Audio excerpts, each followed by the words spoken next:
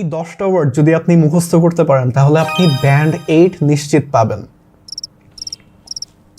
Word সেগুলা কই? আপনি প্রবাবলি ইউটিউব আর ফেসবুক এরকম অনেক ভিডিওস দেখেন যে ব্যান্ড 8 ওয়ার্ডের লিস্ট, তারপর হচ্ছে ব্যান্ড 9 ওয়ার্ড লিস্ট, মানে এই ওয়ার্ডগুলা ইউজ করলে আপনাকে অটোমেটিক্যালি ব্যান্ড 8 ধরায় দিবে। আসলে জিনিসটা এভাবে কাজ করে না। ব্যান্ড 8 ওয়ার্ড বলতে এই দুনিয়ায় কোনো লিস্ট নাই, অ্যাকচুয়ালি এরকম কিছু নাই।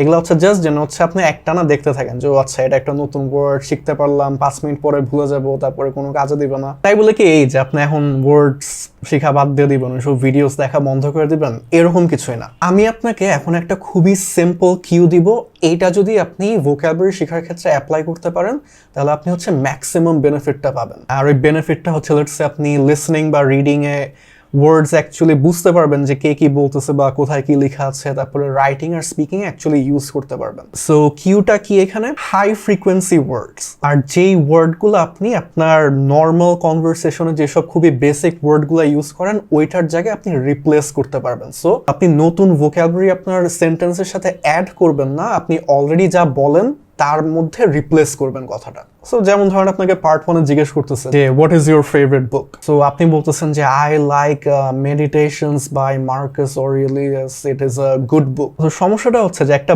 বইও গুড হতে পারে, একটা সংও গুড হতে পারে, একটা মুভিও গুড হতে পারে, একটা মানুষও গুড হতে পারে। সো আপনি চিন্তা করলেন যে আচ্ছা বই পড়ার ক্ষেত্রে স্পেসিফিক্যালি কোন ওয়ার্ডটা আমি এখানে ইউজ করতে পারি। সেখানে আপনি বলতে পারেন যে thought provoking, so it is a very thought provoking book, অথবা বলতে পারেন awe inspiring book। সো এই পুরো ভিডিওর মেইন টেক অ্যাওয়েটা হচ্ছে যে আপনি অ্যাকচুয়ালি চিন্তা করেন যে লেটস সে আমি যখন স্পিকিং এ এই ধরনের কথাগুলো বলি এই ওয়ার্ডটা অনেক বেশি ইউজ হয়, যেটা খুবই কমন আর খুবই বেসিক, বা রাইটিং এই ওয়ার্ডটা আমি অনেক বেশি ইউজ করি। আপনি চিন্তা করেন যে এর জায়গায় আরো ভালো বা মোস্ট ইম্পর্টেন্টলি একটা স্পেসিফিক ওয়ার্ড কোনটা ইউজ করা যায় যেটা হচ্ছে আমার কথাটা বুঝাতে আরো বেশি হেল্প করবে, আরো অ্যাকুরেট একটা মিনিং দিবে। তো ওইটাই হচ্ছে দিন শেষে আপনার সেই ব্যান্ড 8 এর ওয়ার্ড আর কি। সো এই ভিডিওটা যদি আপনার কাছে ইউজফুল লেগে থাকে আমি জাস্ট একটা জিনিসই চাই, সেটা হচ্ছে ভিডিওটা শেয়ার করেন, কারণ এই অ্যাডভাইসটা আপনার মতো আরো 10 জন চাচ্ছে, বাট হয়তোবা ভিডিওটা অ্যালগরিদমের কারণে দেখতে পাচ্ছে না। সো আপনি শেয়ার করলে আপনি আপনার মতো আরো অনেক মানুষকে বেনিফিট করতে পারবেন, আর আমাদের কমিউনিটিটাও আরো স্ট্রং হবে,